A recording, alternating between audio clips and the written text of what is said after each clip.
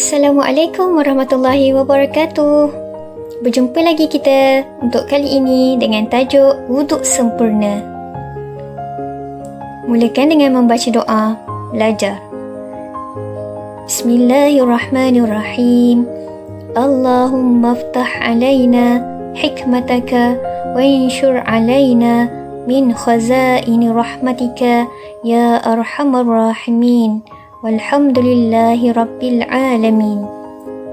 Objektif pembelajaran pada hari ini: pertama, menyatakan pengertian wuduk. Kedua, menerangkan tujuan berwuduk. Ketiga, menjelaskan rukun-rukun wuduk. Keempat, menganalisis perkara-perkara sunat dan makruh ketika berwuduk. Kelima, menganalisis perkara-perkara yang membatalkan wuduk. Keenam, mengaplikasi cara berwuduk dengan sempurna. Jom kita lihat apakah pengertian wuduk. Wuduk ialah perbuatan meratakan air pada anggota tertentu beserta dengan niat. Hikmah berwuduk. Pertama, menunjukkan kepatuhan kepada perintah Allah. Yang kedua, memastikan diri sentiasa menjaga kebersihan rohani dan jasmani. Jom kita lihat apakah tujuan berwuduk. Wajib berwuduk jika hendak pertama menunaikan solat, sama ada solat fardu maupun solat sunat. Kedua, wajib berwuduk jika hendak menyentuh Al-Quran ataupun kita panggil sebagai mashaf Al-Quran. Ketiga, wajib berwuduk jika hendak melaksanakan ibadah tawaf, iaitu melaksanakan ibadah ini di Kaabah. Kita lihat pula perkara sunat berwuduk. Antaranya, pertama, sebelum tidur. Sebelum nak tidur, disunatkan untuk berwuduk supaya kita dapat tidur dengan tenang, dilindungi dan bersih, terhindar dari segala gangguan, insya-Allah. Sunat berwuduk yang kedua ketika menuntut ilmu. Maknanya ketika hendak belajar, sama ada belajar di sekolah atau di mana saja. Ketika PDPR pun disunatkan, digalakkan untuk berwuduk terlebih dahulu. Sunat berwuduk yang ketiga ketika hendak membaca Al-Quran.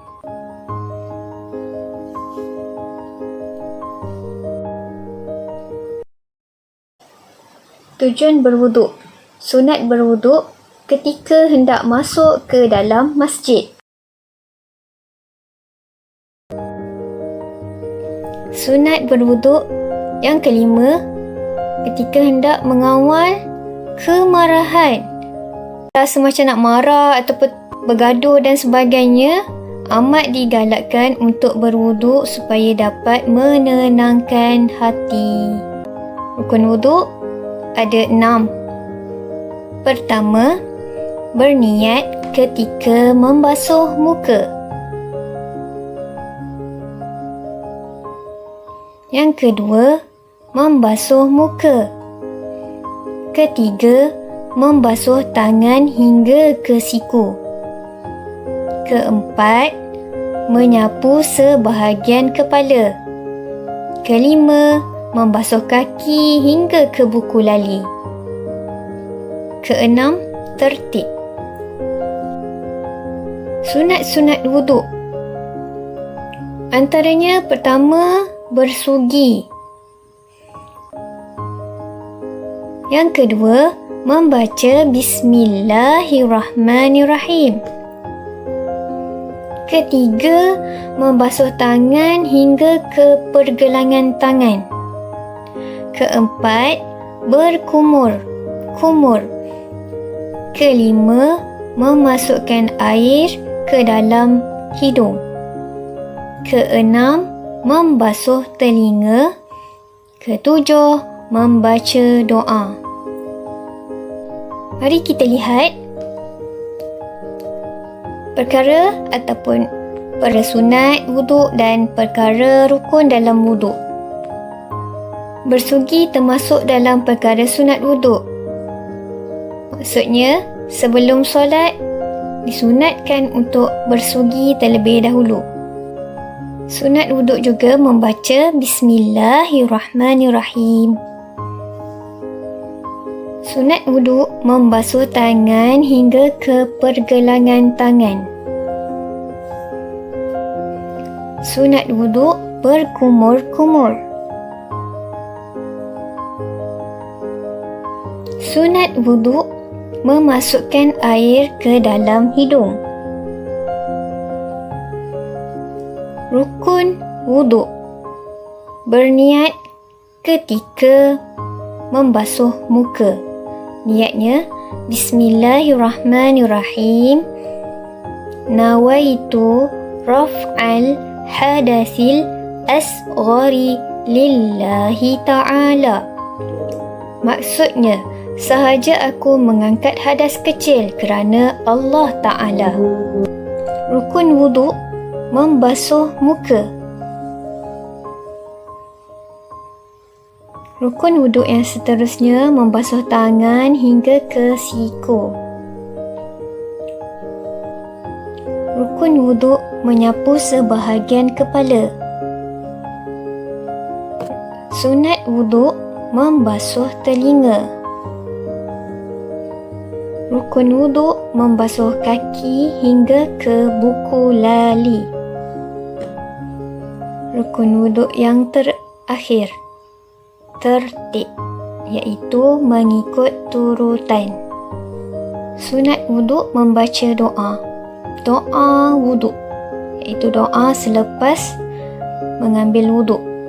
Bismillahirrahmanirrahim. Ashhadu an la ilaha illallah wahdahu la syarika lah wa ashhadu anna Muhammadan abduhu wa rasuluh. Allahumma ij'alni minat tawwabin waj'alni minal mutatahhirin waj'alni min ibadikas salihin. Subhanakallahumma wa bihamdika ashhadu an la ilaha illa anta astaghfiruka wa atubu ilaik. Perkara-perkara makruh ketika berwuduk. Antaranya ialah bercakap.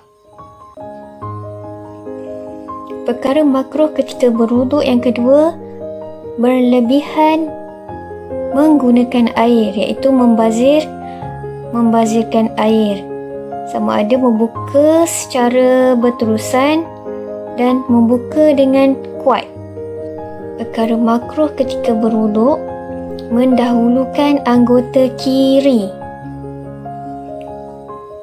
Maksudnya, mulakan dengan anggota kiri dulu, baru kanan.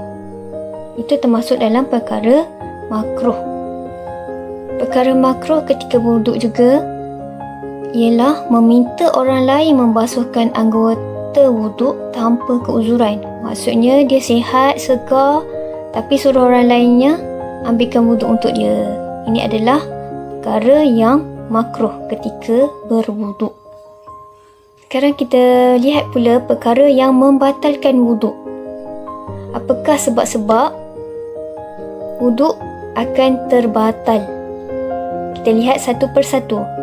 Pertama, keluar sesuatu daripada kubul dan dubur.